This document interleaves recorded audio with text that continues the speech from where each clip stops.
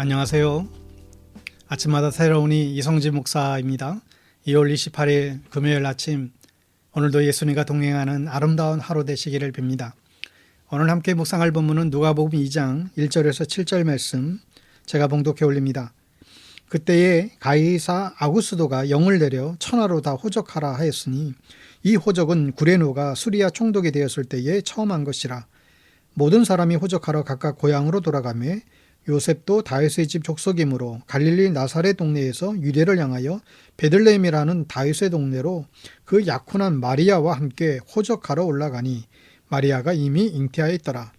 거기 있을 그때에 해산할 날이 차서 첫 아들을 낳아 강보에 싸서 구유에 누였으니 이는 여관에 있을 곳이 없음이러라. 아멘.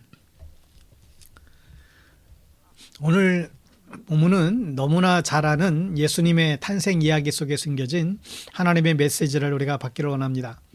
예수님께서는 왜 2000년 전 유대인으로 태어나셨을까요? 오늘 말씀이 그 답을 주고 있습니다. 오늘 1절 말씀에 다시 보면 그때에 아우구스투스 황제가 칙령을 내려 온 세계가 호적 등록을 하게 되었다. 이 아우구스투스는 로마 제국의 첫 번째 황제입니다. 우리는 이 아우구스투스의 이름을 사실 매년 만나고 있죠. 아우구스투스 황제의 생일이 8월이었습니다. 그런데 이 황제를 위해서 이 8월을 어거스트라고 이제 이름을 바꾸었다고 하죠. 그의 아버지는 줄리우스 시저였습니다. 이 아버지는 7월이 생일이었대요. 그래서 7월을 줄라이라고 이제 쓰게 된 것입니다. 참 놀라운 아버지와 이 아들 아닙니까? 한편으로는 그만큼 중요한 사람들이죠. 특히 아우구스투스는 줄리우스 시저의 양아들이었습니다. 아버지인 줄리우스 시저는 왕이 되고 싶어 했고 어느 날 귀족들에게 암살당해서 죽습니다. 왕이 되고 나서 귀족들에게 암살당하고 죽게 됐는데 이 아우구스투스는 자기 아버지의 죽음을 보고 몸을 사리게 된 것이죠. 아버지의 재산을 물려받은 아우구스투스는 그래서 그 재산을 모두 가난한 사람들에게 나눠줘 버립니다. 그래서 그는 가난한 사람들의 엄청난 인기를 얻게 되죠. 악티움의 전에서 안티오니우스와 클레오파트라의 연합군대를 물리치고 그가 왕이 될 수 있었지만 아버지의 죽음을 생각하며 그는 왕이 되지 않고 모든 권력을 다 포기해버립니다. 그러자 올라오는 그를 로마의 황제로 내세우게 됩니다. 아우구스투스는 기다렸다는 듯이 아버지를 이어서 로마의 그 첫 번째 황제가 되죠.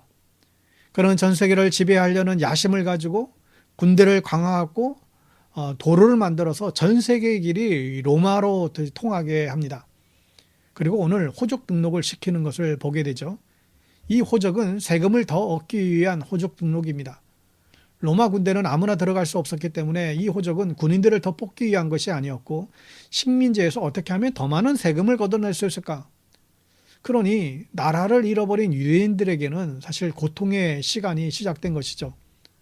2절에 보면 이 첫 번째 호적 등록은 구레노가 시리아의 총독으로 있을 때에 시행한 것이다. 왜 시리아 이야기가 나올까요? 당시 로마는 유대인을 나라로 취급하지 않았어요. 나라도 아니고 그냥 조그만 지역이었던 것이죠. 그래서 로마는 시리아의 일부로 이 팔레스타인 지역을 이제 편입시켰습니다. 그래서 이 시리아 총대국이 구레노라고 이제 기록하고 있는 것이죠. 예수님께서 왜 2000년 전에 태어나셨을까요? 예수님께서는 정확하게 로마가 생겨날 때 인간의 모습으로 이 땅에 오셨습니다. 아우구스투스의 원래 이름은 옥타비아누스였는데 그러나 그의 이름은 이 올로원에서 이제 바꿔주게 되죠. 이게 아우구스투스였고 그 뜻은 존엄한 사람, 신성한 사람, 축복받은 사람이었어요. 그러니까 존엄하고 신성한 이름인 하나님을 무시하고 오히려 인간을 하나님처럼 섬기던 그 로마 제국의 시대에 예수님께서는 일부러 태어나신 것을 우리가 알 수 있습니다. 그 당시에 로마의 도로망을 이용해서 예수님의 복음은 더 널리 전하게 됐지요. 사도 바울과 많은 사도들을 통해서 로마의 안전한 도로와 군대를 통해서 복음을 전 세계로 전파합니다. 어쩌면 이때가 아니었다라고 한다면 복음은 전 세계로 퍼져나갈 기회가 없었고 한 나라와 지역의 종교로 머무를 수밖에 없었지 않을까 생각할 수 있습니다. 이 아우구스투스는 굉장히 똑똑한 사람이었습니다. 이 로마의 기초를 놓은 사람이에요. 그러나 그 아우구스투스를 또 역이용해서 복음을 전한 분은 하나님이시죠. 하나님께서 진정 높임을 받으실 분이십니다. 세상이 아무리 절망적이라 할지라도 하나님은 역사를 주장하십니다.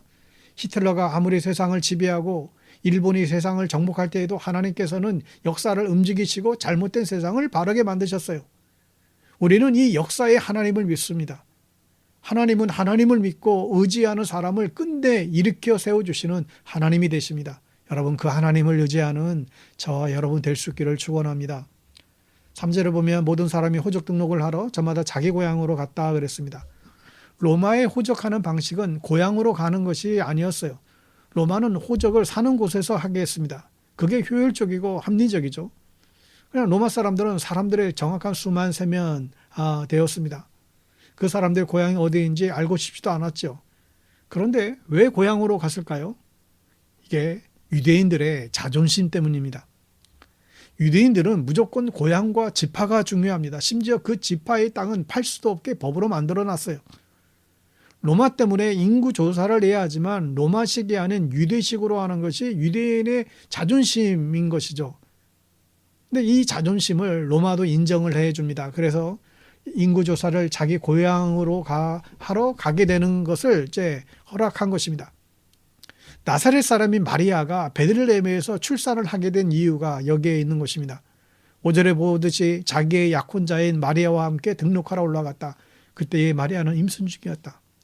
만삭이 되면 겁이 나서 먼 곳을 가려야 하지 않습니다. 게다가 만삭인 여자는 힘들어서 먼 곳을 갈 수도 없지요. 7일 정도 걸어야 갈 수 있는 그 베들레헴까지 왜 마리아는 걸어갔을까요? 요셉은 왜 자기 아내를 이토록 죽도록 고생시키는 걸까요? 사실 지금 마리아는 결혼한 상태도 아니잖아요. 정혼만 했습니다. 그런데 마리아가 이렇게 배부른 상태로 나사렛에 두고 가면 사람들이 가만둘 리가 없습니다. 요셉만 호적하러 가도 되지만 마리아를 두고 갈 수가 없었고 요셉은 오히려 베들레헴에 가서 출산을 하게 되면 마리아가 안전할 수 있겠다라고 생각을 했던 것 같아요. 요셉은 마리아를 어떻게든 보호하려 했습니다.